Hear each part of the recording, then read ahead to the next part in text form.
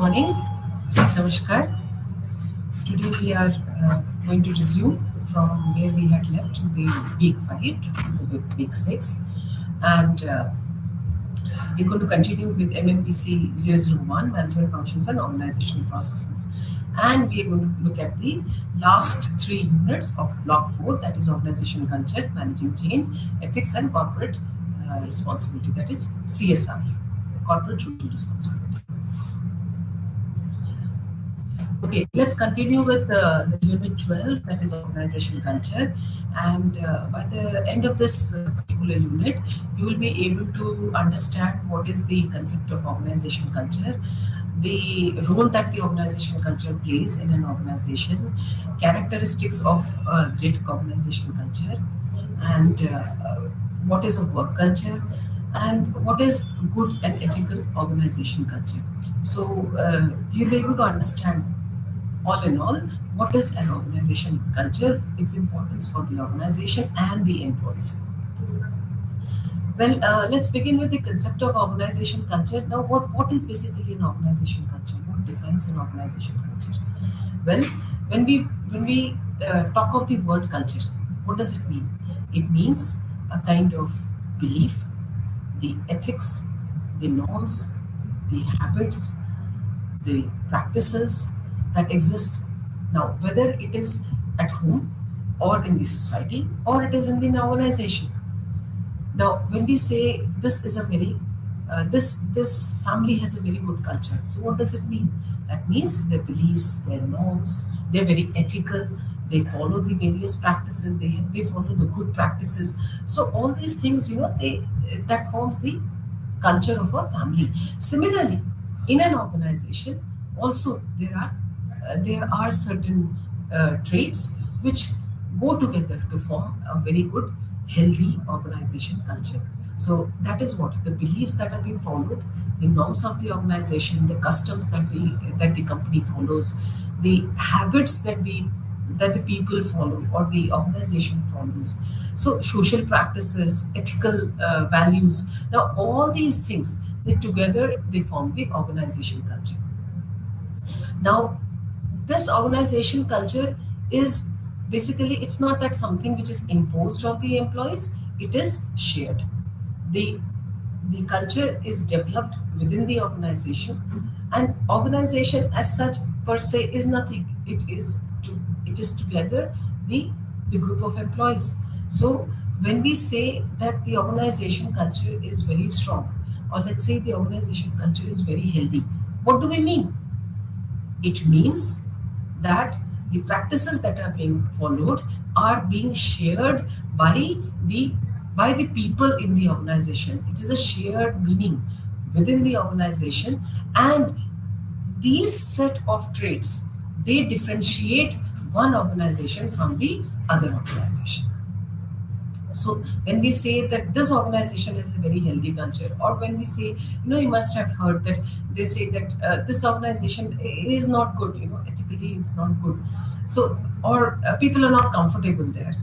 So what do we mean by this? It is basically the organization culture which is differentiating the two organizations. So when we talk of the organization culture, it is basically the beliefs of the company, beliefs of the organization, the norms of the organization, the values of the organization, which is affecting or influencing the behavior of the employees in such a way that it creates a positive environment, and the employees also, they get voted. Their behavior in the organization gets voted. They become more constructive, they are more motivated, they have very high morals, they practice very ethically. So when we say ethical practices, that means we following, one is voluntarily and second is mandatory. So there are certain acts, there are certain norms which are bound to be followed by the organization. So if those norms are followed, those are for the benefit of the employees.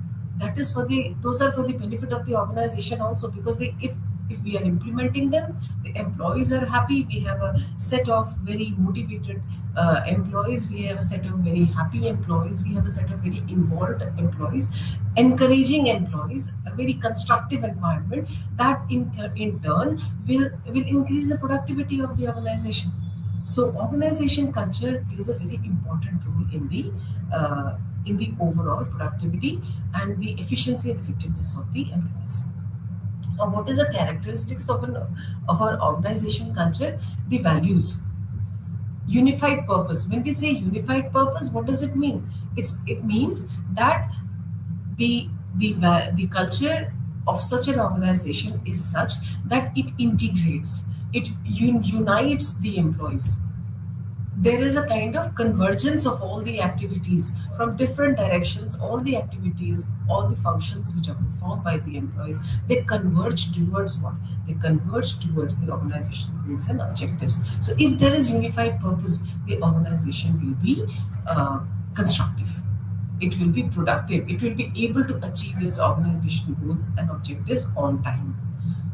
Then efficient leadership. Now, I hope you will understand that when we have unified purpose, when we are implementing certain values, we are implementing certain practices, then who is implementing it? Obviously, it is in the implementation is done in the team, in the group of people. So when implementation is done, who is responsible for, I'll not use the word enforce, who is responsible for motivating the employees to follow those practices? It is the efficiency of a leadership.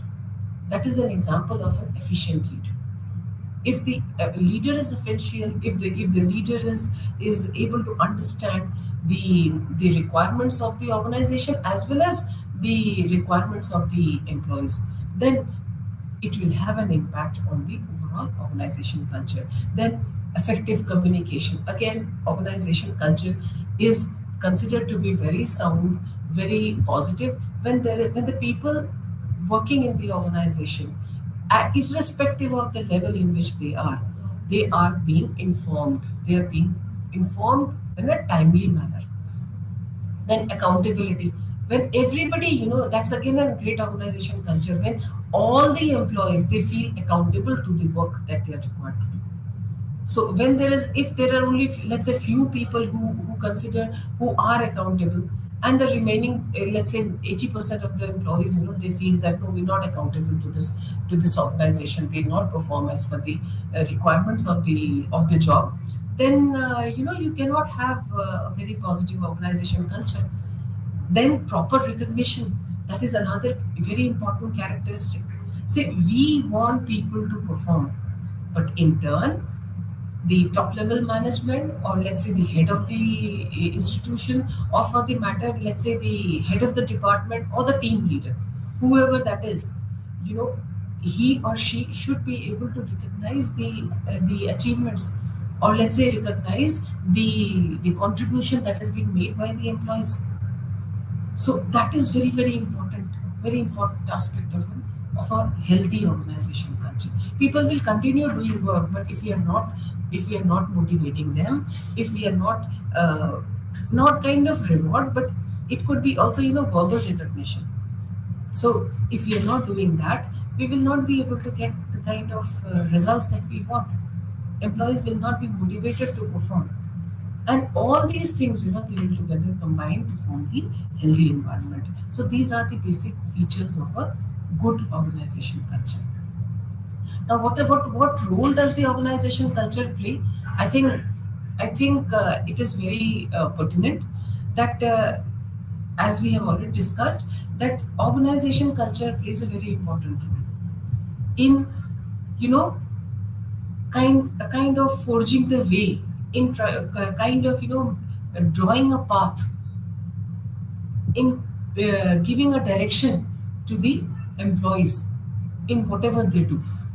So it's just not that we just give them that the activities that they perform, they're required to perform. It's just not that we tell them this is your role, this is your role, this is your role. No, that is not enough.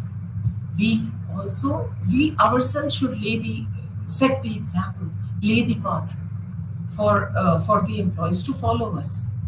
So, and that then again, following should not be just, unmotivated follower. No, following again should be willing. The employee should be willing to follow.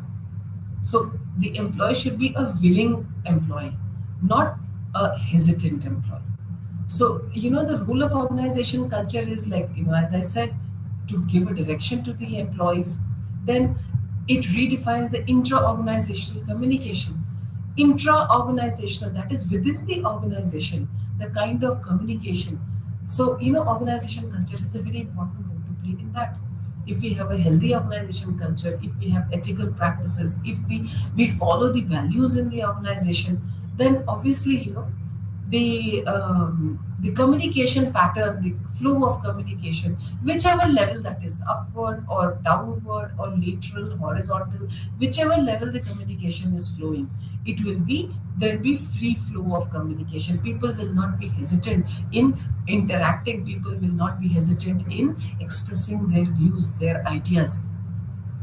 Then it encourages. Now, as I said, they will not be hesitant, so naturally there will be flow of new ideas. There will be innovation in the organization. So the when the employees are given the due freedom to voice their views, to voice their opinion, to contribute, to give their ideas towards the benefit of the organization, naturally the employees, the customers, the employees will feel good.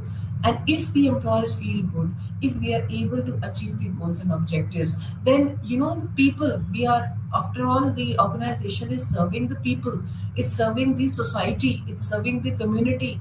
And when we talk of community, when we talk of society, we're basically talking of the customers that we have. So then the customers would also be happy, because they will be getting what they want. There'll be adequate services, there would be good quality products. So all these things are basically governed by the kind of organization culture existing in the company. Now we go to types of organization culture. Now different management thinkers and different social scientists have given different kinds of organization culture. So for example, let's begin with, we'll just take one or two of them here. Flamholz and Randall, they said that there are basically two types of organization culture. The strong organization culture, and then there's a weak organization culture. So as the name shows, strong organization culture means a very positive organization culture, a very healthy organization culture, where all the rules and regulations, the norms, the ethics, the practices, the of the formal organization, and also there are some practices, some ethics which are, they are written, they are in the books, they are in black and white, whereas there are certain practices, some ethics, some values which is understood. They're not written, but yes, we are governed by those ethics, unofficially, informally. So when all that is being followed, and as I said earlier, people are willingly following that, then that is a strong culture. On the contrary, then there is, weak culture, when people don't have the kind of sense of belongingness towards the organization, they are not aligned towards the organizational values, they don't feel they don't feel at ease in the organization, since they are not comfortable in the organization, they are not comfortable with the values, they don't accept the ethos, the culture of the organization, then obviously there'll be kind of unrest. And if there is unrest amongst the employees, obviously the effectiveness, the overall efficiency of the employees will come down. Then if we are resisting such kind of ethos or the organization culture, what would be the immediate result? The immediate result would be, we will not be motivated, we will not be innovative, and if there is any kind of change existing, or any kind of change which has been brought about by the top level management, we will not accept it. We will not accept it very readily, although we are there, so we have to work, we can't help it. But then at the end of the day, we will not accept it. We won't accept, and if we do it, we do it unwillingly, we do it very unhappily, we resist. First of all, we resist those changes.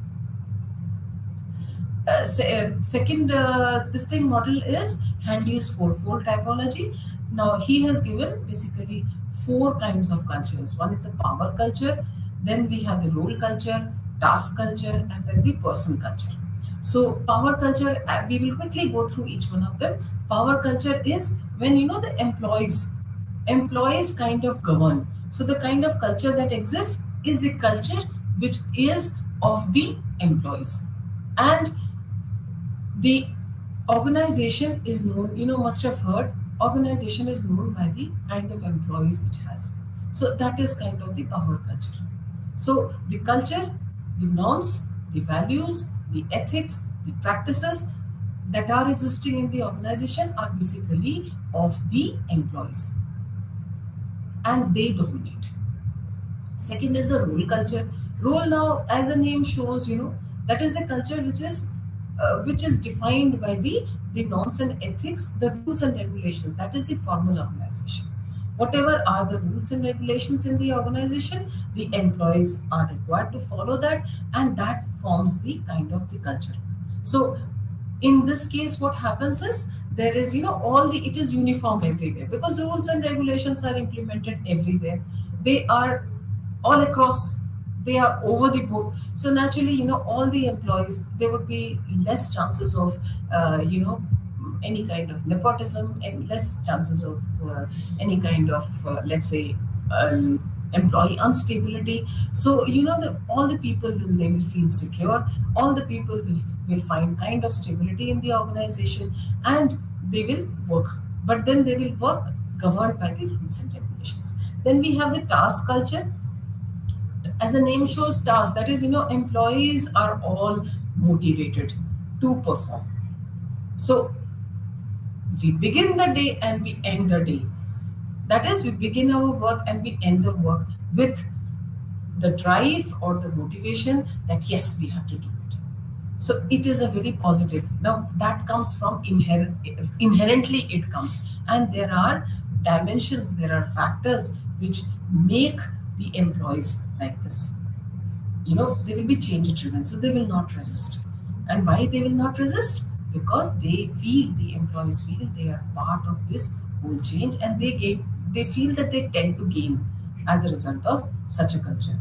Then we have the person culture. Again, it is individual person, individual employee plays a very important role in the organization. So that forms the person culture.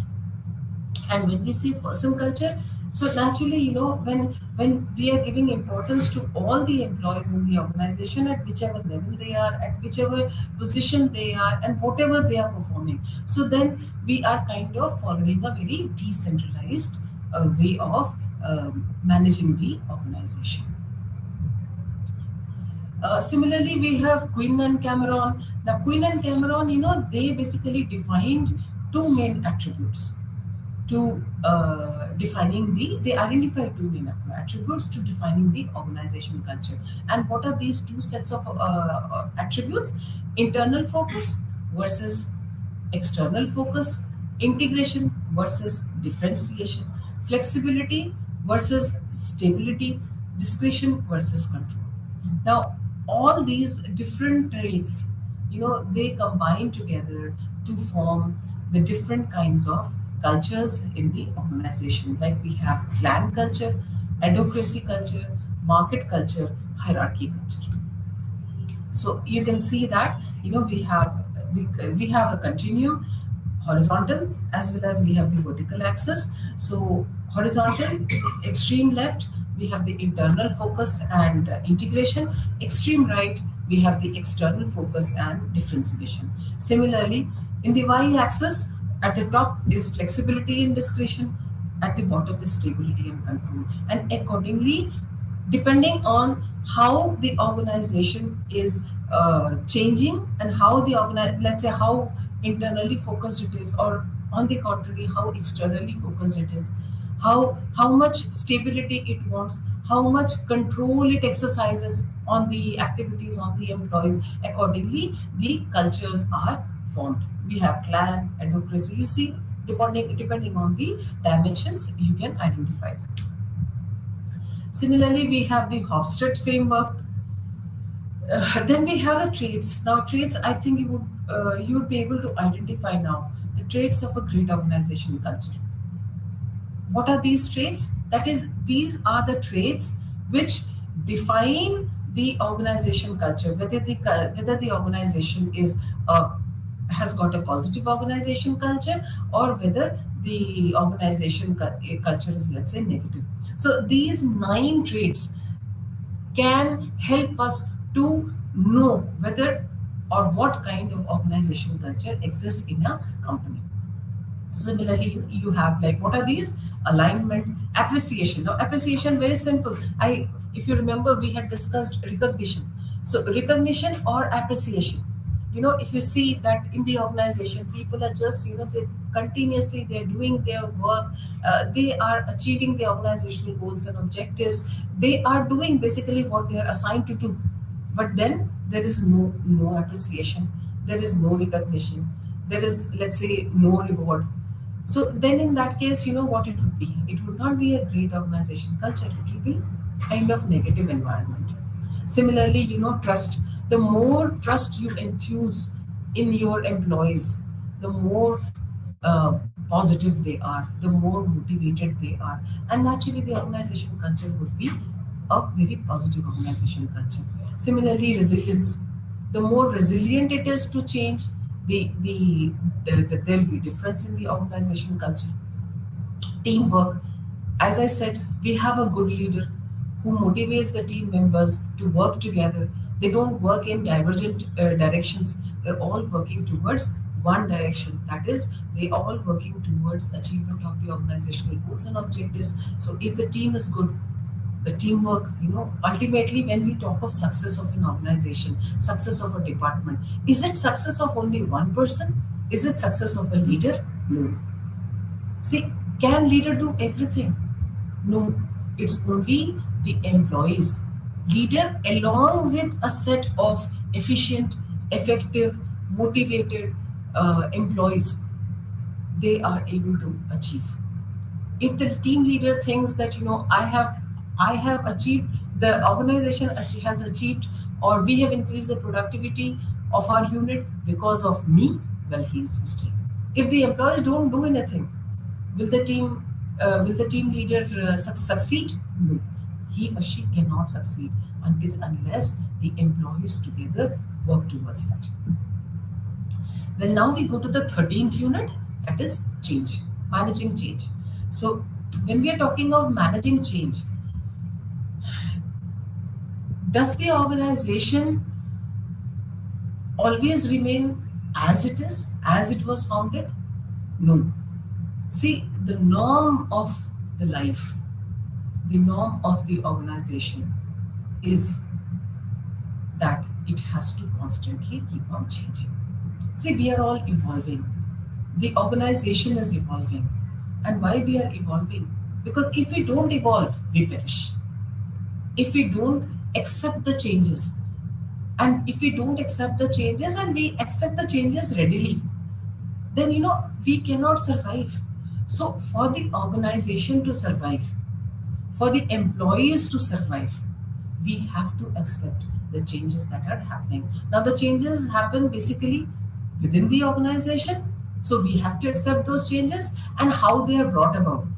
Well, the changes in the organization are brought about by the changes which are happening around us, outside us. So in a way, there are the internal factors and then there are the external factors. So we have to, like, when we form an organization, when an institution is established, a company is formed, we have a set of objectives, we have mission, we have the goals, we have the vision. But then, you know, it does not remain constant for, let's say, 50 years.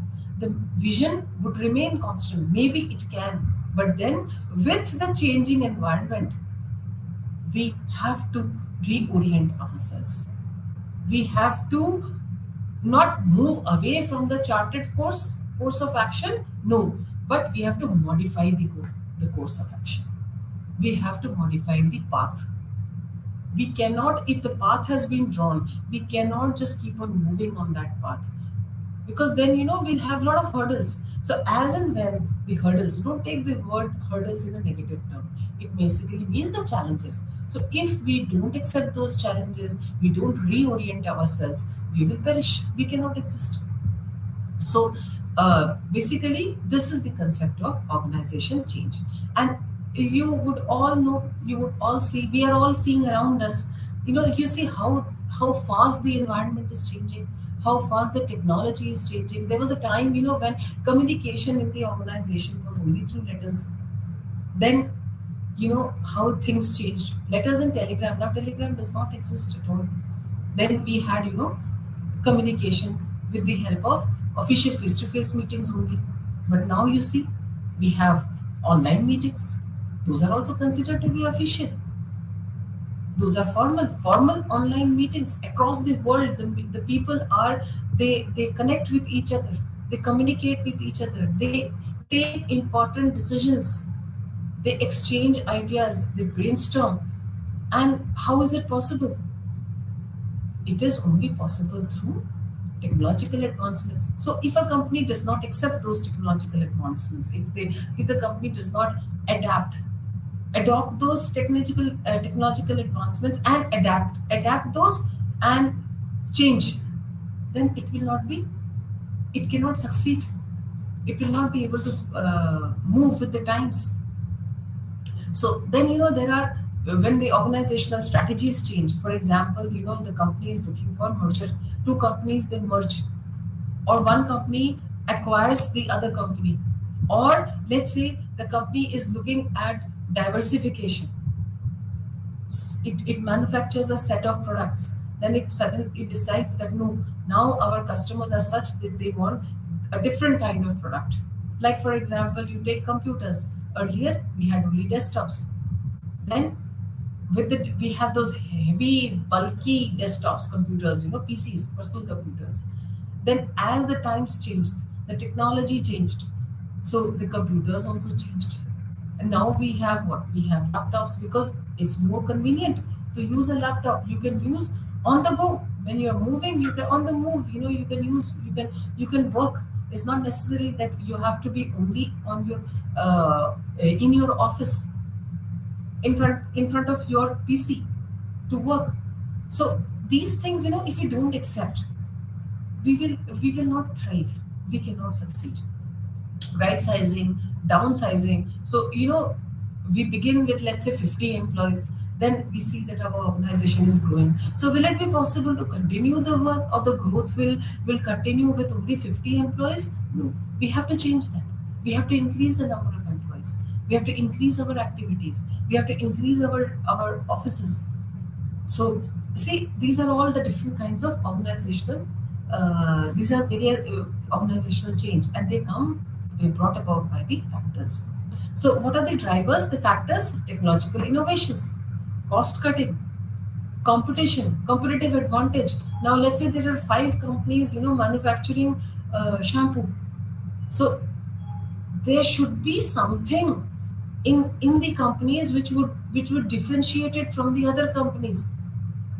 And if all of them manufacture the same kind of shampoo, will they thrive?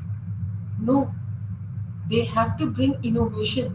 So shampoo, then you saw that, there would be, let's say, herbal shampoo, then there would be, let's say, shampoo for the dry hair, shampoo for brittle hair, shampoo for hair fall, and then shampoo for, when people started having colored hair. So you have to move, then there will be special shampoos for managing colored hair. So this is product differentiation. With product differentiation, people try to have competitive advantage over other companies. So these are, if you don't accept these changes, you cannot provide the products which the customer wants. And if you are trying to do that, you are changing. Now, what is the process? You first of all prepare the organization for change. Mindset. You have to craft a vision. As I said, mission can be the same, but then vision has to change. We have to modify the goals. I said, different strategies have to be developed. Then you try to identify the indicators, KPIs, key performance indicators.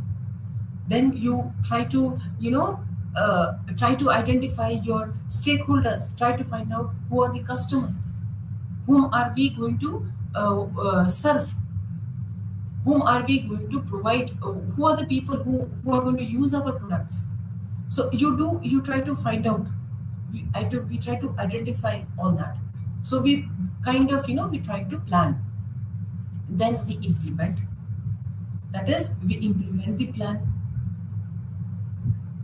Then, there is a tendency amongst the people, amongst the human being, there's a tendency to revert back to the original. We don't change so easily. We try to revert back to where we were. So if we have to bring the changes in such a way, we have to train the employees, we have to bring the changes in such a way that employees readily accept the change. So if they readily accept the change, there are two ways. One is forcing, enforce the change. Second is motivating, or motivating the employees or encouraging the employees to accept the change. So if they are willing workers, they will accept the change, we will not revert back. But if they are unwilling workers, they will have a tendency to go back to the processes that they were performing earlier.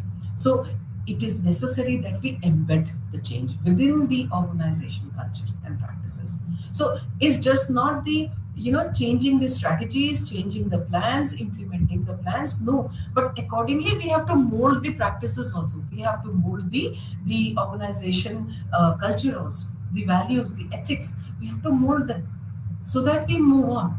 If we don't mold those, but we are changing the practices, let's say we're changing the organizational goals and objectives, they will not work. So in short, we have to synchronize everything. We have to synchronize everything to move towards the newly identified goals and objectives. Now, models of organizational. Now, there are again models of organizational change. There are a number of models, but we take only the important ones. Kurt Levin's model is very, very, very famous and very, very interesting. Kurt Levin's model. It has 3 stages according to Kurt Levin. Whenever we are trying to implement change, whenever we are trying to bring change in the organization, we bring it through 3 stages: unfreezing, change, and refreeze. Unfreezing is like kind of flutter. So it is, unfreezing would be prepare the organization for change. That is unfreezing. Craft a vision, plan for change. This is all part of the foundation, the background that we are. Unfreezing is basically preparing a background, preparing a foundation for change. Then we have change, actual change process. That is this one, implement the change. That is the second stage of Kurt Levin's. That is the actual change process. And then here, as we saw in the process, embed change and review. So that is refreezing. So as I said, refreezing is very important. We implement, let's say, new strategies for achieving new goals and new objectives, but we don't provide the adequate training. We don't provide not only training to the employees, we don't get the adequate resources. We don't modernize ourselves. We don't modernize our plant. So will we be able to achieve those goals and objectives? No. So we need to incorporate that, make the changes, like you see here in the illustration, introduce the change process, and then try to refreeze. That is, let's say from level A, if we move to level B as a result of the change, then we should see that we continue to remain in B, move to a higher level C, but not come back to A. So that is the process of refreezing. Next, we go to Cotter's model. And according to Cotter, again, he has given 9 steps for change. But then if you try to analyze them, they all go and clutter into, they go into move to this cluster. Let's see what it is. Number 1, creating urgency. Now, creating urgency, don't you think it's unfreezing? Preparation of a team, again unfreezing. Create a vision, again unfreezing, communicate the vision, remove the blocks. This is a part of the change process, actual change process. Quick wins, that is short term achievements, because short term achievements will together combine to form the long term, will go together to form the long term achievements. Then choice of projects which lead to success, no room for failure. So Cortez says that there's no room for failure. So the planning has a very important role to play. If the plan is correct, we remove the hurdles. Removing blocks means what? Providing adequate infrastructure to the employees. We let's say we're trying to implement a new project, and the project requires new equipments. Let's say very fast PCs. We need servers to be upgraded. Now we're trying to change, but we're not upgrading the server. So will the project be implemented timely, and will it produce the results, the fruits, the goals? No. So we, as the top level management people, it is the responsibility of the top level management people to provide the right kind of atmosphere, right kind of internal organizational environment, which means organization culture. We want the people to achieve, but we are not giving them anything in return, or we are not giving them the basic facilities that exist, that is needed by the employees. So do you think we'll be able to have a set of oriented, reinforced, motivated employees? No. So this is the change process, and then build on change, add to the core. This is the implementation, and after implementation, review. If you remember, we had discussed this: review progress and analyze results. So when you review the progress, you analyze the results, you try to see that this was the standard, this is the actual performance, what is the gap between the two. So if there is a gap, that means there is something missing somewhere. We try to review that, we try to identify that, and then we try to make necessary amendments, necessary changes. Now, as I said, that it's not easy to bring change, whether it is in the society, whether it is at home, whether it is in a company. It is not easy. So there is always resistance to change. Like for example, there is, let's say, timing is set at 8 o'clock. 8 o'clock is the time to arrive at the office. So suddenly, you make the change to 7:30. Do you think employees will accept it? No. So there is a lot of resistance to this. Is a very simple example I gave you. There's a lot of resistance to change. For example, automation. Now, the employees, they used to feel, in fact, earlier, when everything was manual, let's say 20 years back, when 20, 30 years back, everything was manual. So, people, they used to feel that we are important, we are indispensable. If we are not there, the company cannot exist. But gradually, what happened, as we moved toward automation, the manual processes were all replaced.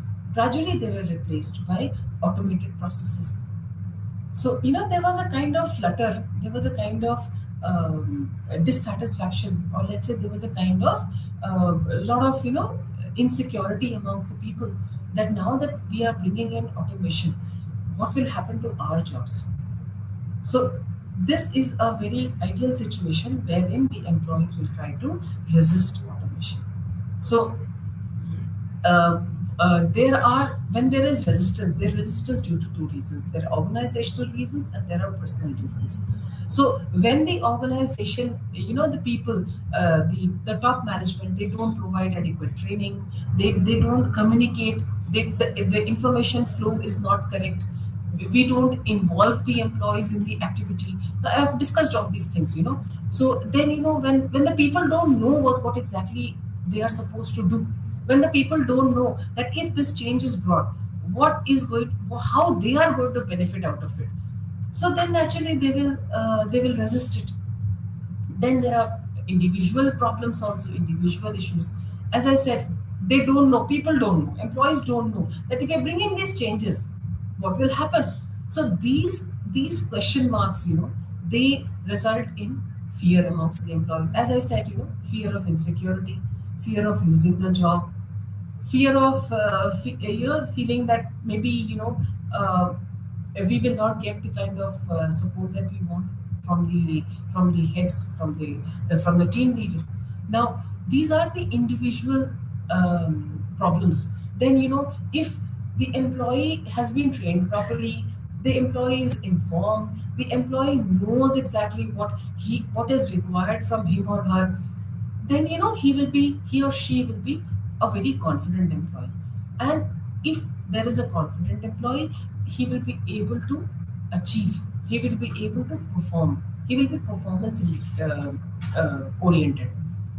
But then, if all this is lacking, like I said here, improper project management, there is no proper training, the change is imposed. As I said, you cannot impose, you cannot enforce the change.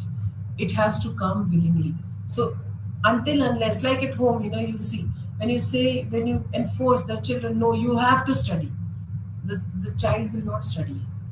But if you explain to the child, you discuss with the child that, see, you have to you need to study, because if you study well, this is what you are going to achieve in your life. So if you are able to make the child understand, then only the child will study willingly. So same is the case in organization. So if you try to impose, then there'll be resentment in the employees.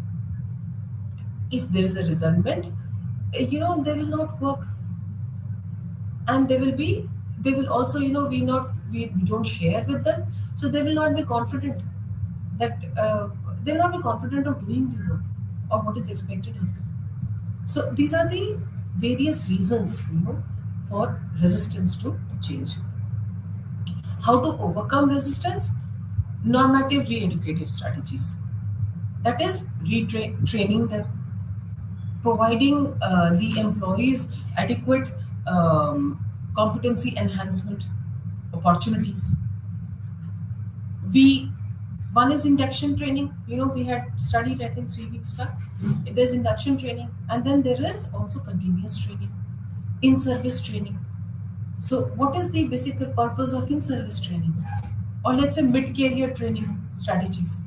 These are basically to provide the employee the skills, the knowledge which is required, like we say, reskilling, so that he or she is able to cope with the changes that are being brought in the organization. So, and don't make it ad hoc, don't make it voluntary. No, it has to be planned way, planned way of training the employees. Then, rational empirical strategy. That is, again I'll say, don't make it coercive. The change cannot be coercive. You have to persuade the employees. Now, one persuasion is you enforce it. No. Second way is persuade the employees to do a particular work in a certain way. So, persuading, there are different ways. Through, let's say, intrinsic motivation, or let's say through financial motivation. Or financial motivation will not work for long, until unless the employees, they are themselves, they become aware that, yes, by doing this, by getting involved in this change, this is going to be my benefit. One is personal benefit, one is the organizational benefit, and the benefit that the employee accrues from that organizational benefit. So, like, you have the let's say the ESOP, or let's say, when the company gives a percentage of the share is shared with the employees. So that is a direct motivation, financial motivation. Power coercive strategy, that doesn't work very long. It doesn't work it's not very effective. And then we have action centered strategy. Now, forms of organizational change organizational redesign, restructuring, turnaround management, mergers and acquisitions. These are all forms of organizational change. Then business process re-engineering. We've already discussed re-engineering process. Total quality management, outsourcing. These are all different kinds of forms of organizational change. And as you would see, most of these changes, organizational redesign, restructuring, turnaround management, mergers and acquisitions, these are all strategic changes that are brought about in the organization. So they are all formal changes. Formal changes in the organization. They are changes in the way, in the rules, in the regulations, in the practices, in the way the work is done, changes in the functions. So the overall organization will change. So this is a formal change, not an informal change.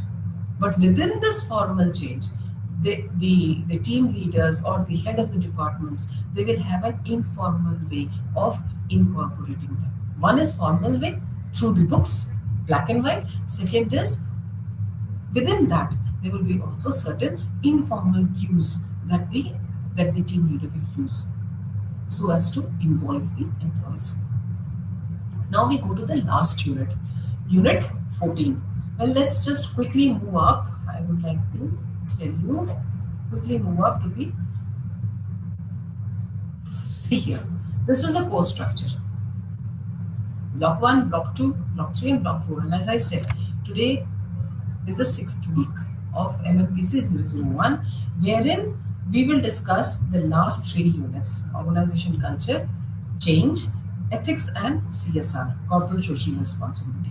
So we've already discussed culture. We saw the importance of management of changes in the organization, and now we are going to the last unit of this particular course, MMPC 001, that is ethics and corporate social responsibility. Now, ethics, we already discussed ethics. The kind of ethics that are existing in the organization forms the organization culture. Then there's corporate. That ethics is what? Basically the practices. Ethical practice. We say ethical practices. That is what is expected of the organization. And then expected of the organization in terms of their contribution towards the society. So when we say that this particular organization is very ethical, it follows, it fulfills its responsibilities. It follows the norms, let's say the legal norms, the governmental norms. So that is what? That is basically ethical practices, following of ethical practices, thus contributing towards the society. So now we go to corporate social responsibility and ethics. As I said,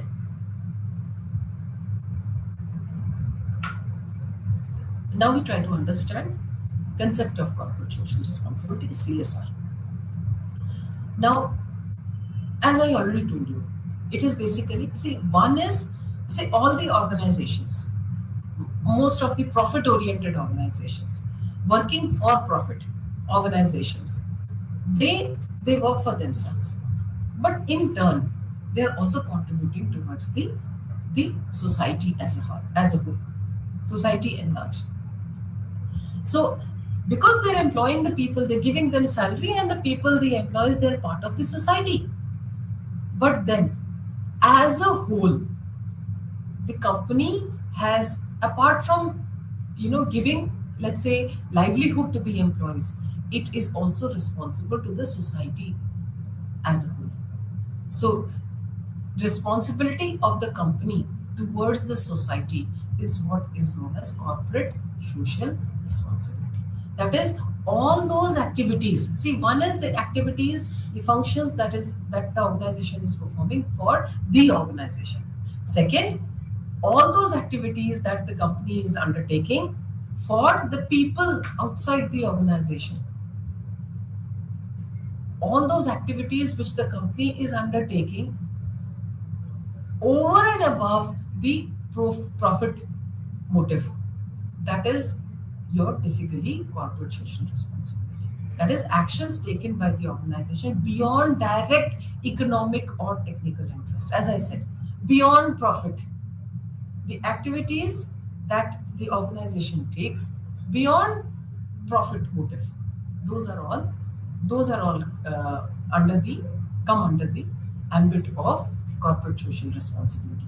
As I said, this could be mandatory or it could be voluntary initiatives. Like for example, you would have seen that let's say in the city, the park, or let's say the traffic islands, there you will have a board, a small board, managed by, or even if managed by, not maintained by, it's written maintained by XYZ company.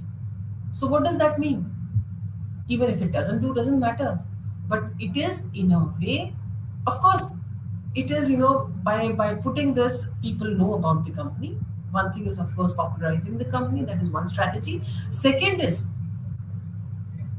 not the profit motive, but it is basically, let's say, maintenance.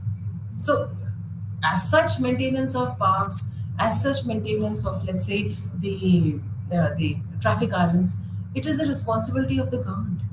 But then the companies are contributing, they are joining hands with the government. So it is kind of, you can say, public private partnership, PPP, public private partnership.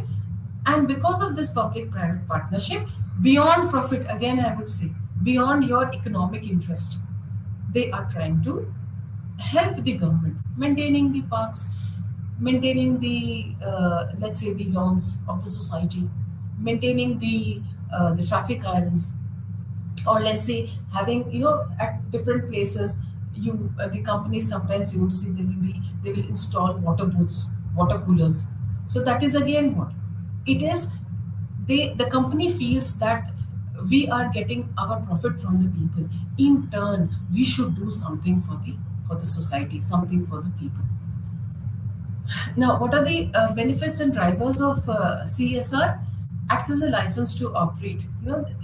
It basically, corporate social, the mandate of the government is, we have also norms, rules and regulations that the companies have to follow as a part of corporate social responsibility. So it's not that, that there is a park and suddenly a company goes and starts maintaining that park. No, basically, by coming in, by collaborating, by cooperating, by coming in contact with the government agencies to maintain the park, the organization, the private company is getting a license to maintain. It attracts the and retains the employees. A company which we always say that, this particular company, I would not like to name any company, but we always say that this particular company has excellent human resource management strategies. So one is, it is required, they have to follow the norms. Second is, beyond that, they are trying to contribute to the well-being of the employees. So if the employees see that, if the public in general sees that, they will like to go and join such an organization. Then communities as suppliers enhance corporate reputation. So you would have seen there are many companies, where in the city you would have seen there are some companies, very prominent companies, which are doing a lot for the well-being of the society. Let's say garbage management, recycling. Now you would have seen, I would not name, again I will not name, but there are, soft drink companies wherein it is written recycle. So this is what? This is the social responsibility of the company to look after the environmental protection. Then drivers, see, there are economic considerations, there are also ethical considerations, as I said, let's say waste management. So big companies, big offices, they have adequate waste management strategies. So that is what, these are basically ethical considerations. Then innovation and learning, employee motivation, reputation and brand value. So we always appreciate those companies which, apart from giving us the products, they also look after us. So that enhances their reputation. We say, yeah, this particular company, let's say XYZ company, is a very good company. Why? Because it looks after the population. It does not manufacture products which would be harmful for the population. So it increases. If we are trying to develop such kind of products, we are basically looking after the ge- general public. So, like, if suppose we have a factory, and the factory is releasing all the effluents in the river, so that is not ethical. So that is not a responsibility that the company is fulfilling towards the society. Whereas, if let's say there is a particular factory which is looking after its waste, it is looking after, it has got adequate water treatment plant, it has got, let's say, sewage treatment plant, it is not releasing the effluents, industrial effluents, into the river, or let's say natural sources of water. It is trying to contribute towards protecting the environment. So naturally, we would look upon such companies. We would always appreciate such companies. Now, ethics in the context of CSR, corporate social responsibility, that is, the moral reactions or principles serving as a guide. So we have, ethical norms, we ethical practices. So if we follow those practices, we say that we are trying to contribute towards the CSR. Now, what are these ethics? They could be, as I've already told you when we're discussing organization culture, there is personal ethics, individual, which is at the level of the individual employee. Then the professional ethics, like, people coming. One is, there is a time bound. That is 9 o'clock is the time to arrive at the office. So one is that enforced. That is professional ethics. Second is people themselves, they are motivated to come. You make the work culture such, you make the environment such in the organization that, people, they are personally motivated to come on time. Then there are, of course, organizational ethics. Well, we have come to the end of the unit 14th, the last unit. We will quickly go to the first slide of, well, here, MMPC. We'll quickly go through the course structure. You would have seen we discussed block 1, which was introduction to management. Then we moved on to discuss managerial processes, that is important managerial functions, planning, organizing, staffing, directing, controlling, what is leadership, importance of motivation, decision making process, that was block 3. And then the last block, that is a block 4, organizational processes, wherein we discussed structure, organization communication, importance of communication, process of communication. Then today we discussed organization culture, change management, how to help people accept the change, how to manage resistance to change, and then of course we discuss the ethics, importance of ethics in the organization, and corporate social responsibility. Thank you so much. We end the class today. Namaskar.